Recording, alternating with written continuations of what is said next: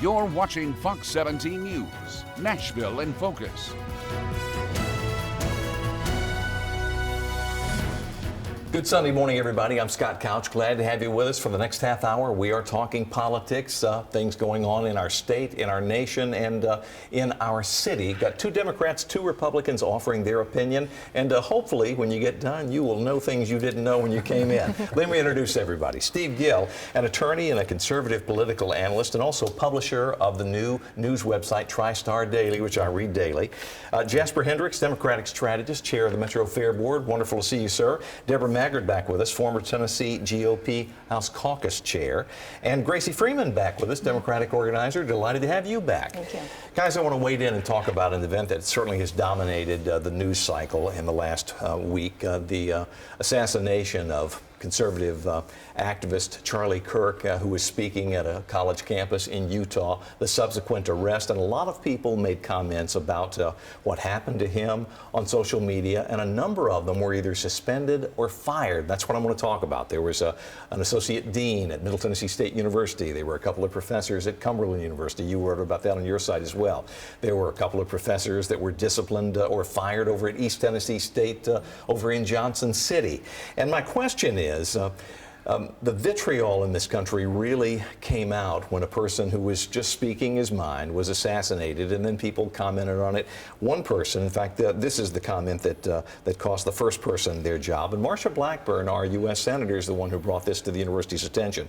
The associate dean over there said, "Looks like old Charlie spoke his fate into existence. Hate begets hate, zero sympathy," is what she said. That cost her a good-paying job. I would assume that the professors at Cumberland University were making a nice wage, and that's how they supported themselves and their family. Gracie, let's start with you. You're probably closer to the social media generation than any of the rest of it. Will what happened in this case and the response to the comments and those who were fired have any lasting impact in your mind, or will people just continue to say hateful and nasty things online about one another? Oh gosh, I think that's a great question, and it's been such a heavy week, and being on social media has been such a challenge. I've cleared house of a lot of people who I just will not expose myself to the hateful rhetoric, making light of such a tragic situation. It is undeniably wrong. I've toggled back and forth in how I feel on these. I condemn these remarks unequivocally, of course. And I'm also such a strong believer in the freedom of speech. And I think what this situation illustrates is that while we do have a First Amendment protection to speak these things, we also have a reality in which we face the consequences when we do. I understand why the university felt a responsibility to their student population. For somebody who is responsible for fostering a community, and these students are understandably affected. This happened at Utah Valley University. People are feeling afraid right now, and this could quickly be construed as supportive of what happened. And so I wouldn't necessarily go as far as to say that I'm across the board supportive of the firings, because I'm not across the board. But I don't necessarily know that a widespread firing of anything that is potentially in opposition to Charlie Kirk and his rhetoric, I don't see that being helpful to the situation. I do see it further fanning the flames. Steve, put your attorney's hat on. I remember not too long ago there was a Metro firefighter who made some comments that were negative about the Metro council members being fascist, something along those lines. He got fired, but he won a big fat lawsuit, and I don't know if he got his job back, because I just don't remember. Mm-hmm. But there is a legal, can you just fire people because you don't like what they say because they work for you? It depends on the situation. I think Gracie nailed the kind of the demarcation line. If it's disagreeing with somebody's opinion, that's different than mocking their death, doing what we have seen in some of the most vile and despicable comments. If you want to say, look, I still disagree with Charlie Kirk on X and Y and keep it policy oriented, that shouldn't be a firing offense. The other thing I think that most of these firings have in common is they are people in a position of trust. If you're a teacher, if you're a college professor, if you're the dispatcher for Metro, if you're in a medical profession, you're destroying the trust and credibility you should have that I'm going to be treated fairly, I'm going to be treated respectfully. So I think those are different than, and we have some athletes that have taken both sides. But to me, if you're a sports figure and you say something vile, that shouldn't be as much a firing offense as if you're a teacher, if you're a doctor, or if you're in one of these positions of power and authority. Sure. Deborah, your thoughts? Well, Charlie was a champion of free speech, and he also was a champion of debate and being civil and having a conversation with someone who didn't agree with you. That program that he took across these college campuses. Prove me wrong, wasn't that his sort of, right. Yeah. And so he has galvanized in life and in death, I think, this group of young people. He was part of the reason why Donald Trump won. He was able to get these college kids out to the polls. And I think this is going to be a moment that they remember for a long time. He is now a martyr to them. And I think the differences to it, Gracie and I were talking about earlier before the show too, these folks that have said these things, to her point, they have a trust with these kids in college, right? But you can't say things that your employer might not like. You do have the right to say something about the government, and that's really what Charlie does, or did.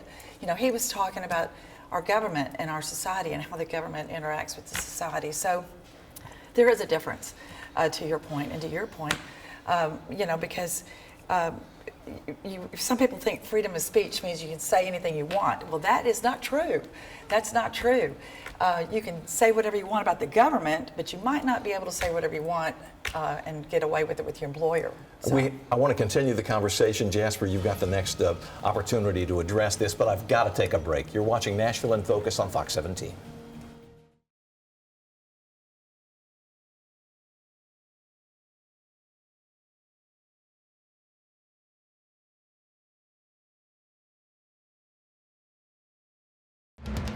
You're watching Fox 17 News, Nashville in Focus. Welcome back, everybody. This past week was really heavy, and certainly the conversation is. And Jasper, I want to pick up where we left off. Do you think there's going to be any lasting change? And do you think people should be fired for expressing their opinions about Charlie Kirk's murder in the way that they did? I think it should be much larger than what they said about Charlie Kirk.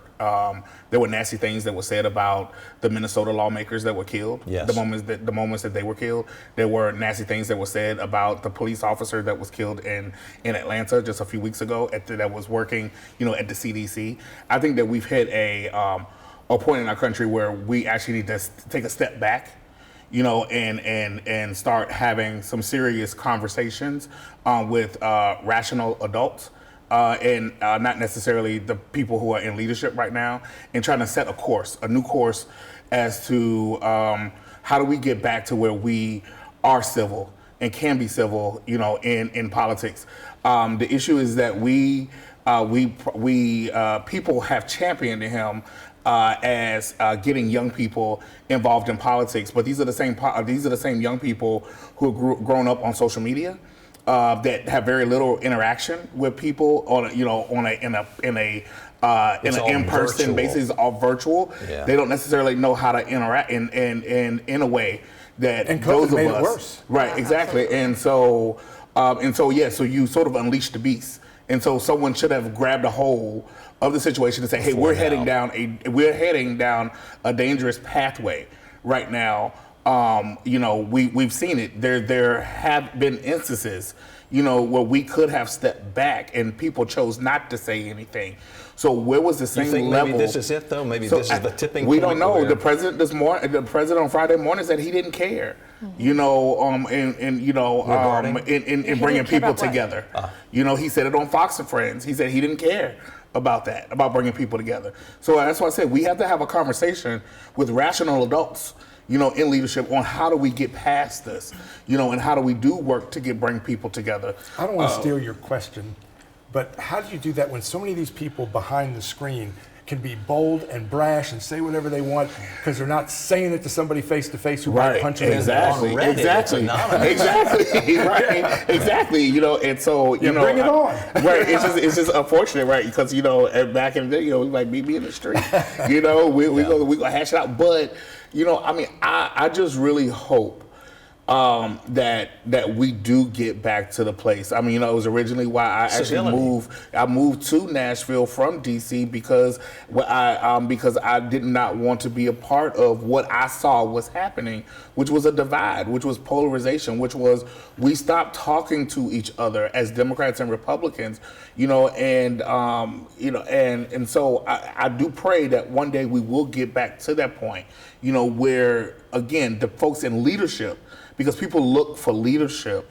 And if the leaders are not acting in a responsible way, then you're going to have this trickle-down effect. Because people are going to say, well, if they can do it, I can do it. I've never really took any notice of him until this incident. I've been most impressed by the governor of Utah, who said in so many words, social media is a poison, and we need to step back from it. And this was sort of the salient event. Yeah, what did he say? Step away from the screen, go stand in the grass. Go deal with people face to face, and that's great advice. Yeah. Yes. Well, we have to get somewhere, and I hope maybe this is the start of the conversation where people start thinking before we have to say it face to face. Post. And we do. I hope conversations like this, it's always civil. Yes. Sometimes there's some disagreement, but it's civil. And Jasper always punches me in the parking lot. But that's what it is. That's what makes us America. That's what makes us American. We're not all monolithic. We do have, things that we disagree on. But at the end of the day, we have more in common than we do not. And so as long as we focus on that, then I think we can potentially get to that place. But the destination is where I think almost all of us agree. We want safe schools, we want safe communities, we want prosperity and education. It's always just the path of you getting there. And that's certainly not worth killing somebody. Right, exactly. And I think that Charlie also, because he was a Christian, a father, husband, his children are small. I think you'll see people maybe be braver about standing up for their faith, because he had no problem at all standing up for his faith and what he believed about Jesus Christ. But I just hope that on Monday morning, when the flags go back to half mast, then maybe they will grant him one of his wishes, and that is to release the Epstein files. I know he sort of backed off the heavy pressure of that, saying, I trust my friends in the administration to do the right thing. And because that put him at odds with his own, but friends in the he's been criticizing the policy of supporting Ukraine, and Ukrainians were cheering his death in the streets of Kiev. So it isn't just here that celebrations were going on because they disagreed with his political views. He had a big following. I think maybe on the day that he passed away, he had maybe 5,000 followers on X and 6 or 7 on Instagram. And that's million. More like 5 million. Yeah. Yes, that million. And that's a tremendous following. And he was all of about 31, 32 years old. He started Turning Point when he was 18 years old and wrote some amazing books that were heavily published at like 16, 17. Brilliant guy. Looks like you have thought. I do. I appreciate that we all agree so strongly that it is the destination, and maybe we have different ideas on how we get there. And I love the conversation about approaching this with civility and maybe taking a step back from screens and doing something about the loneliness and isolation epidemics that are happening. But also, I think I'm a little bit tired of it just being talk. I think Democrats have been introducing legislation for a long time that is evidence-based that would address this issue, and it feels like it's going nowhere because Republicans aren't willing to support common sense gun legislation or even mental health supports. You guys are going to think this is not right, but believe it or not, that's the end of this segment. I have to take a break. We'll be right back. You're watching Nashville in Focus.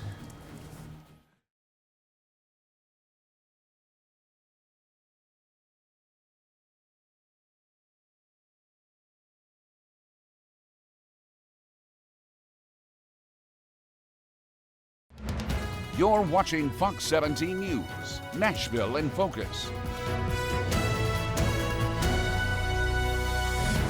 Our next topic is one that has been talked about, but it really came into clear focus on Friday when the president said, it is my intent to send federal troops to Memphis. The governor came out with a statement later in the day, says, I've been talking with the administration for weeks and we're going to figure out how to do this. The governor's calling it Operation Viper. Memphis has a crime problem, and we'll start over here, Jasper. Your thoughts about federal troops? Of course, the federal courts have said when they did it in California, it was illegal, but that ruling only applied to California. That's true. And so, yes, Memphis has a crime problem. So does Nashville. So do a lot of, places, even rural, Mississippi and rural Arkansas and rural, Texas.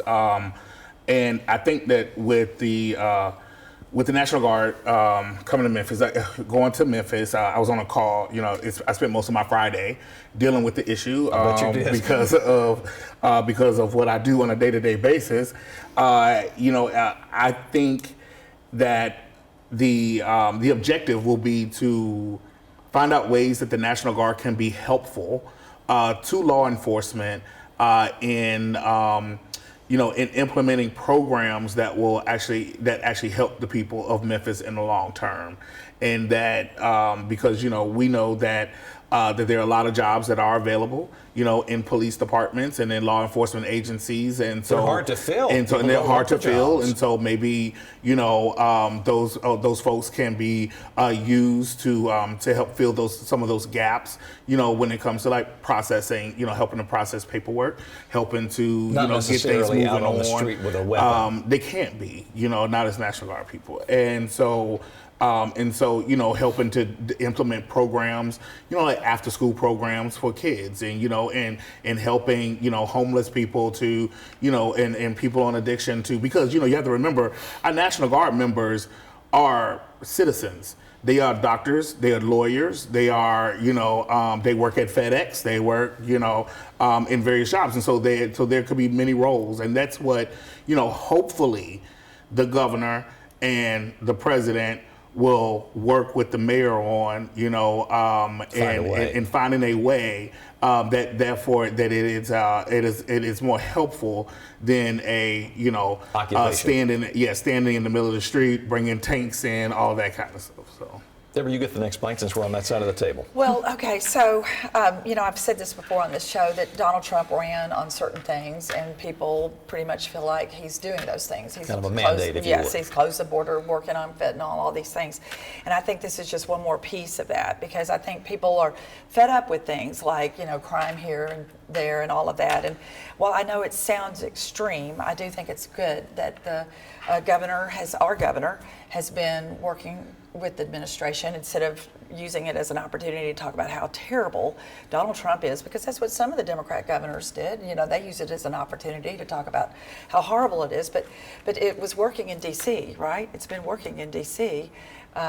People are now going out to dinner when they used to be afraid to go out to dinner. Actually, it's not true. You don't think that's true? It is not true. The numbers are true. The numbers is actually no. They're still not going out. The numbers since this happened, there's been a decline in reservations and in people going out, in D.C. It's because of the fear. Like, they don't know what to expect when you go out. Because the House and Senate are out of session in August, and everything goes down in D.C. when they're gone. Come on, Jeff. I hate it when I'm up against another break, but we're going to pick up the conversation. There. You're watching National in Focus, and we'll be right back. Yeah. It's not.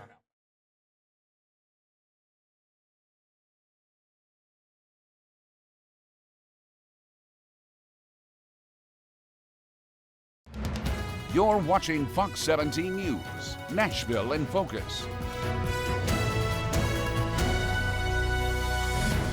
Welcome back. We pick up the conversation right where we left off. Steve, we've kind of given you the baton, talking about federal troops being used in some way, along with a beefed up Tennessee Highway Patrol to help Memphis. And there's no doubt they have an issue there. And I suspect some of the citizens would like to be safer. Well, real quickly, in Washington, it has worked. They've reduced the number of murders. They've reduced the gang and drug activities, and I don't think they're going to be rolling tanks into Memphis, and there's no plans to do that. They didn't do that in D.C. Sure. My concern, though, and I think just to make sure we're taking it the whole way, what happens after they leave? I mean, the drug gangs are not leaving, the crime is not going away, so whether it's D.C., whether it's Memphis, they will leave, and have you really cleaned things up enough that they're not just going to roll back in? Or is it lipstick? And I think somebody said something That's like that. what I said last week. Yeah. Right. What are we doing to invest in what happens afterwards? Or now, maybe you do arrest a lot of them, and then they're not there anymore. They are rounding up a lot of illegal immigrants that have involvement in some crime. And they opened up that new center in Mason. I believe it's Mason. After they leave, and I will say, though, that presence does have an impact. When I'm driving fast and I see a police car, I hope they didn't catch me before I slow down. So presence does make a difference. My wife always hits me, and I say, maybe I'm not speeding. It's okay. Maybe we'll have the police get caught out to your point on other things so they can spend more time, fighting crime when they do leave. Let's give Gracie an opportunity on Yes, this. to further beat the dead horse that is DC, Yeah. I do always like to point out that crime rates were decreasing pretty steadily prior to the National Guard deployment. In Memphis, I am generally initially opposed to any federal overreach that is going against how Memphis city leadership is feeling. I do echo Jasper's points earlier. But I think that it does nothing to address the root issue, which is contributed to by massive cuts to social funding by the Trump administration. I think that the militarization is going to exacerbate the issue. It's not going to solve any problems. And whenever they eventually pull out, it's going to leave Memphis exactly how it found it. Without the structural supports to actually address the issues long term. I'm gonna tell you the emails. But I'm gonna tell you the emails that I get about Memphis, because we represent Memphis, is what are y'all going to do about Elvis Presley Boulevard, because it's been a wreck for the last 5 years. And it's been construction. And then what are y'all going to do about the trash that that people leave? Those are the emails that we get. But those are city issues. That's Mayor Young. But you're talking about crime. Isn't crime a city issue? But they haven't fixed any of them. Crime is going down. No, crime has gone down. And those are not crime has gone down because there was an investment in programs, and programs started to begin to work until the funding got pulled from them. And now you're putting people in the streets to just lock them up. Do we want people not committing crime because they're scared to, because they're surrounded by cops or National Guard, or do we want people not committing crimes because they live good lives with good paying jobs and access to resources? For some of them that will work. For others, it's the fear of punishment keeps you from committing a crime. I think a lot I don't think a criminal is worried about punishment. We've been dealing with Memphis in the legislature for decades. I hate to, but we are out of time, and I want to mention one thing before we go. Early voting in the 7th District primary begins on September 17th. Thank you all for being here. Thank you for watching. I'll see you next week right here on In Focus.